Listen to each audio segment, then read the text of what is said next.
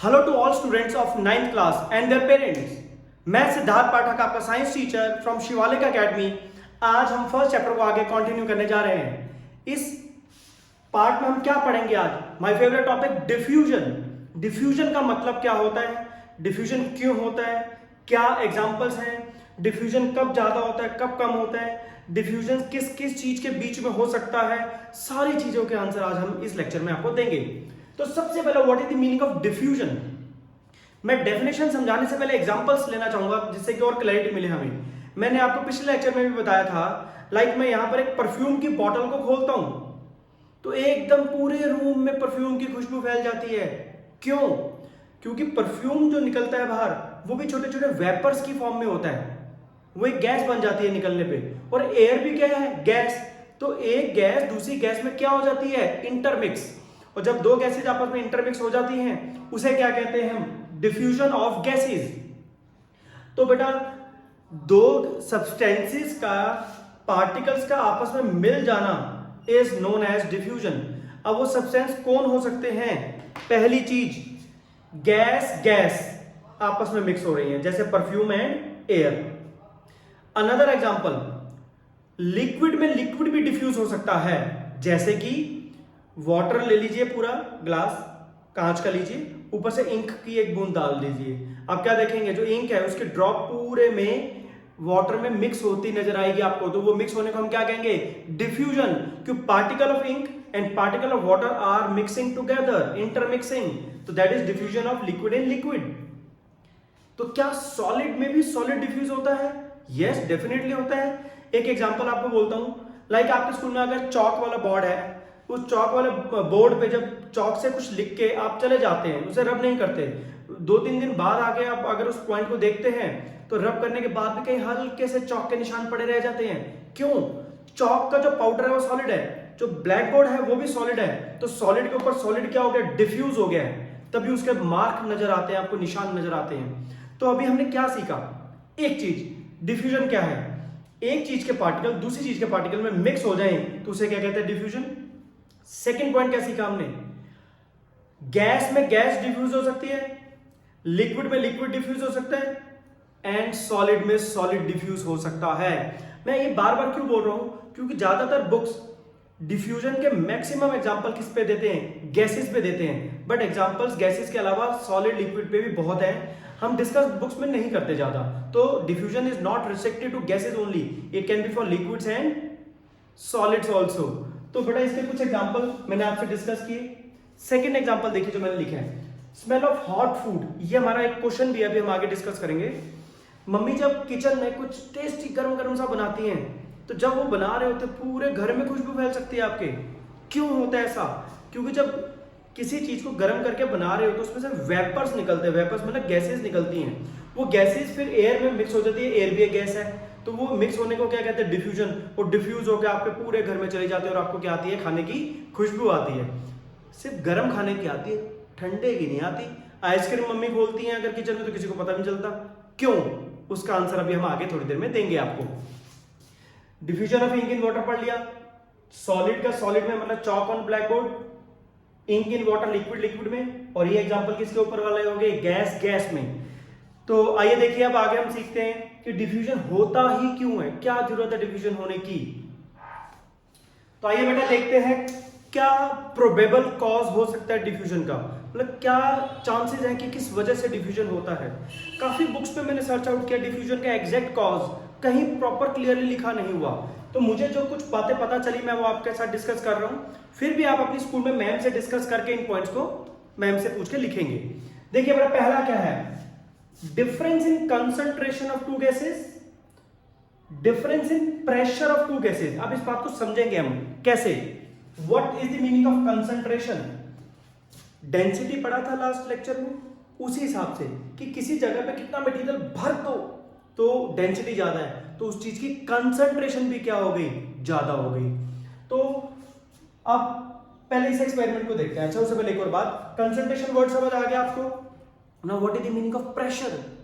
But एक बात बताओ, अगर एक ही जगह बहुत सारी चीजें भर दी जाएं तो वहां उस पर प्रेशर भी ज्यादा पड़ेगा पार्टिकल्स पे, एक पार्टिकल दूसरे पार्टिकल पे प्रेशर देगा।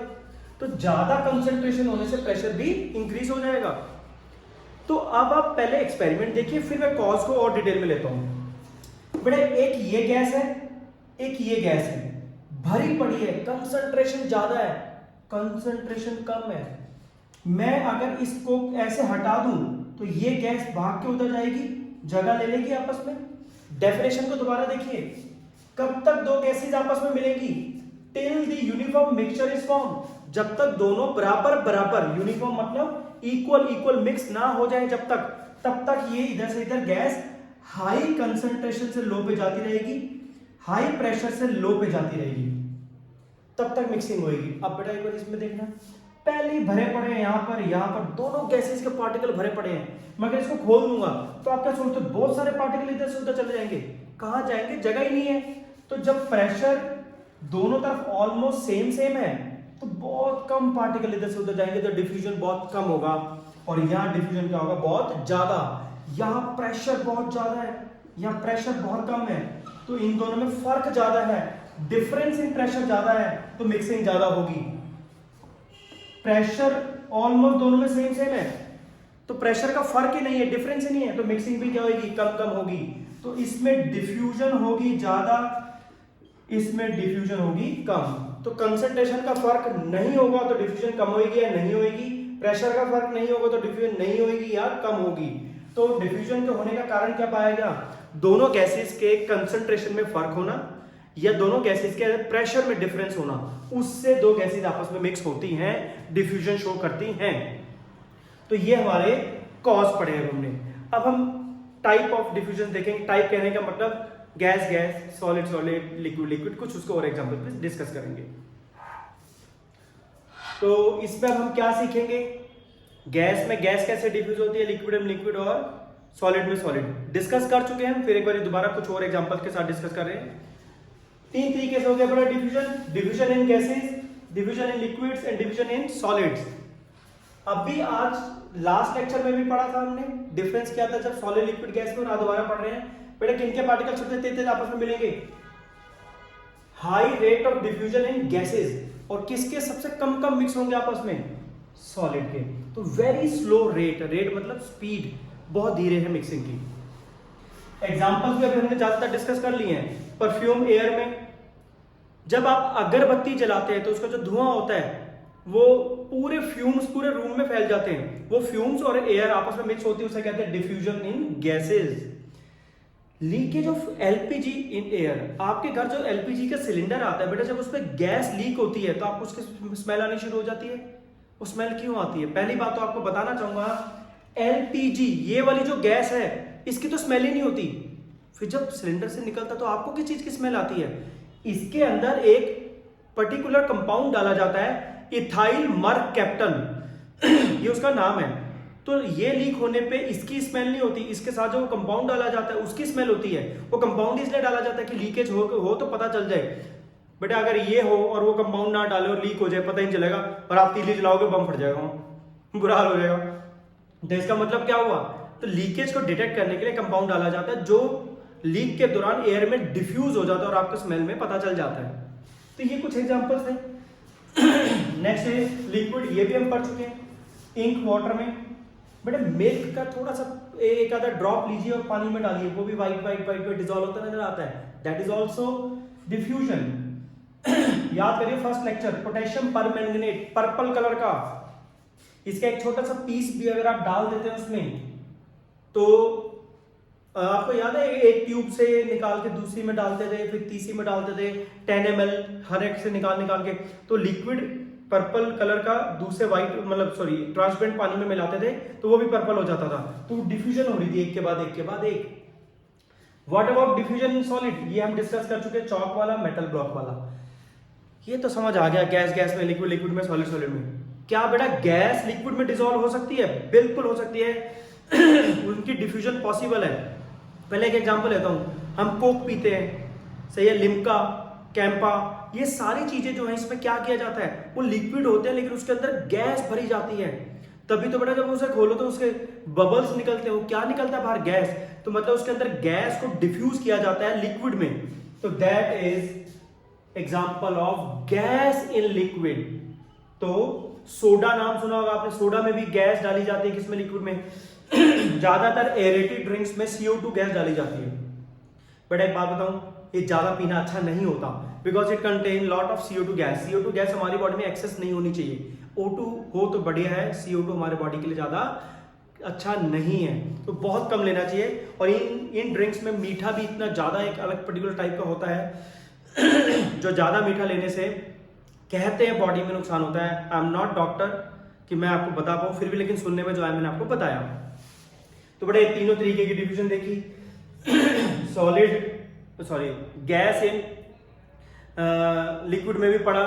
और ये वाला जो थर्ड एग्जांपल है बड़े, ये एक और एग्जांपल बन सकता है। कैसे?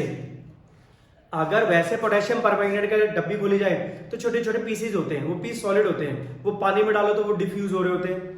तो सॉलिड को भी लिक्विड में डिफ्यूज कर सकते हैं। तो एक सब्सटेंस दूसरे सब्सटेंस में जब इंटरमिक्स होता है उसे क्या कहते हैं? डिफ्यूजन कहते हैं। अब देखते हैं डिफ्यूजन कब ज्यादा होगा, कब धीरे होगा। कोई फैक्टर्स हैं क्या जो इसको कंट्रोल करते हैं? आइए देखिए। तो बड़ा, अब हम इसका ये लास्ट टॉपिक कर रहे हैं डिफ्यूजन से related, that is factor affecting rate of diffusion. मतलब कितनी तेजी से डिफ्यूजन होगा दो गैसेस के बीच में या दो पार्टिकल्स, अलग अलग सब्सटेंसेस जो होंगे उनके बीच में, वो किन किन फैक्टर पे डिपेंड करता है। सबसे पहला टेम्परेचर। एग्जांपल से स्टार्ट करता हूं मैंने आज ही बोला था आपको कि जब मम्मी गरम गरम खाना अपनी किचन में बना रही होती हैं तो गरम खाने की खुशबू बड़ी जल्दी पूरे घर में फैल जाती है। लेकिन ठंडी ठंडी आइसक्रीम जब काटी जा रही होती है किचन में, उसकी खुशबू तो किचन में भी ढंग से नहीं आ रही होती। क्यों? क्योंकि जब टेम्परेचर ज्यादा होता है, किसी चीज का गर्म होती है कोई चीज, तो उसकी जल्दी से जल्दी डिफ्यूजन होती है किसके साथ? दूसरी गैस के साथ। लाइक गरम गरम खाने के गैसेस की एयर के साथ डिफ्यूजन जल्दी होती है। मन में क्वेश्चन आ रहा है, ठीक है टेम्परेचर ज्यादा तो रेट ऑफ डिफ्यूजन ज्यादा, तो क्यों है? याद करिए लास्ट क्लास आपने एक वर्ड पढ़ा था, काइनेटिक एनर्जी। अब आपसे एक बात पूछता हूं, मान लो एक पार्टिकल है, ठंडा पार्टिकल है, तो ठंडा पार्टिकल धीरे धीरे घूमेगा, उसको गर्म कर दो, गर्म करने में उसमें एनर्जी आ जाएगी, एनर्जी आ जाएगी, वो तेज चलेगा, तेज चलेगा तो उसमें क्या ज्यादा हो जाएगा? काइनेटिक एनर्जी ज्यादा हो जाएगी। और जब वो तेज चलेगा पार्टिकल तो जल्दी से जल्दी दूर से दूर पहुंच जाएगा। तो इसलिए गर्म करने पे एनर्जी मिलती है पार्टिकल को, वो काइनेटिक एनर्जी बन जाती है और उसकी मोशन तेज कर देती है और वो पार्टिकल जल्दी जल्दी चारों तरफ फैल जाता है। लेकिन ठंडे में कुछ एनर्जी नहीं मिलती, क्यों? गर्म तो किया नहीं आपने उसको, वो पार्टिकल धीरे धीरे वहीं पे घूमता रह जाता है। तो पहला क्या फैक्टर हुआ? Temperature. Number 2, nature of to substances. Example तो समझिए, वाटर में इंक की ड्रॉप मिलाओ, जल्दी जल्दी डिसॉल्व हो जाएगी। वाटर में हनी को डिफ्यूज करने की कोशिश करिए, बहुत धीरे धीरे डिफ्यूज होगा वो। तो कहां फर्क आया? वाटर तो दोनों में सेम है, लेकिन सब्सटेंस, बाकी इंक और हनी डिफरेंट है। तो नेचर ऑफ सब्सटेंस पे भी डिपेंड करता है कि दो पार्टिकल्स अलग अलग डिफ्यूज कितनी जल्दी होंगे या नहीं होंगे। तो this is nature of to substances. Next is pressure difference. ये हमने आज ही सीखा था। एक बात हो, एक गैस में बहुत ज्यादा प्रेशर है, एक में बहुत कम प्रेशर है, इनको जैसे मिलने का मौका दिया जाएगा, हाई प्रेशर से चीज भागेगी कहां पर? लो प्रेशर की तरफ। और कब तक जाएगी? जब तक दोनों बराबर ना हो जाए। तो जितना ज्यादा फर्क होगा प्रेशर का, ये बहुत ज्यादा, ये बहुत कम, उतनी तेजी से मिलेगी, तो रेट ऑफ डिफ्यूजन क्या होगा? ज्यादा। तो more the pressure difference, more the rate of diffusion is. उसी के साथ एक और फैक्टर हमने उस टाइम भी पढ़ा था, difference in concentration of two gases. दो गैसेस की कंसंट्रेशन में फर्क है, इसकी कंसंट्रेशन बहुत ज्यादा है, इसकी कम है। जैसे मिलने का मौका दोगे, हाई कंसंट्रेशन से पार्टिकल भागेंगे कहां? लो की तरफ, क्योंकि बेचारे फंसे पड़े हों। तो जब वो भागेंगे तो क्या होगा? जल्दी जल्दी मिक्स होंगे। तो जितना ज्यादा डिफरेंस होगा कंसंट्रेशन का, उतनी ज्यादा दो गैसेज आपस में डिफ्यूज जल्दी जल्दी होंगी, रेट ऑफ डिफ्यूजन क्या होगा? ज्यादा होगा। तो बेटा ये था हमारा टॉपिक डिफ्यूजन। डेफिनेशन पढ़ी, एग्जांपल्स पढ़े, फिर हमने पढ़ा लिक्विड लिक्विड में, सॉलिड सॉलिड में, गैस गैस में। फिर हमने ये भी पढ़ा गैस भी लिक्विड में डिसॉल्व हो सकती है, सॉलिड भी लिक्विड में हो सकता है डिफ्यूज। और उसके बाद हमने क्या पढ़ा? फैक्टर्स जिन पे रेट ऑफ डिफ्यूजन मतलब स्पीड ऑफ डिफ्यूजन डिपेंड करती है। तो बट आई होप मैंने आपको एक ट्रिक बताई थी, आप सारे पॉइंट्स को याद रखने के लिए कुछ ना कुछ अपनी तरफ से बना लिया करो। अब जैसे ये है, इसको मैं अगर ऐसे करूं डीपीटी, मैं समझा भी देता हूं मैं क्या कहना चाह रहा हूं यहां पर। डीपीटी में क्या होगा बेटा? Difference in concentration. तो ये तो डी ले लिया मैंने। What is P? प्रेशर।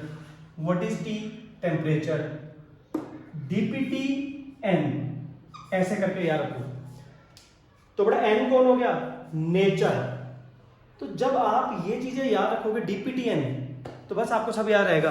आपको याद आ जाएगा D4 क्या था? Difference in concentration. P4 क्या था? प्रेशर। T4 क्या था? टेम्परेचर। एंड N4 क्या था? Nature. Nature of to substances. ये मेरी बनाई हुई चीजें, आप इसको अपने आप बनाने की आदत डालिए, आपको पूरे पूरे चैप्टर्स खड़े खड़े याद रहेंगे, आपको कभी भी नहीं भूलेंगे आप इनसे रिलेटेड। तो बेटा ये डिफ्यूजन का टॉपिक था। आई होप आपको सब समझ आया। फिर भी कोई प्रॉब्लम है तो आप मेरे से व्हाट्सएप पे क्वेश्चन करके पूछ सकते हैं any time during the lockdown period पता नहीं कितना चलेगा, तो आप फिर भी हमसे पूरे टाइम कॉन्टेक्ट में रह सकते हैं। तो थैंक यू वेरी मच। मैं आपका Siddharth Pathak, teacher of science from Shivalik academy. Thank you very much for watching the video lecture. Thank you.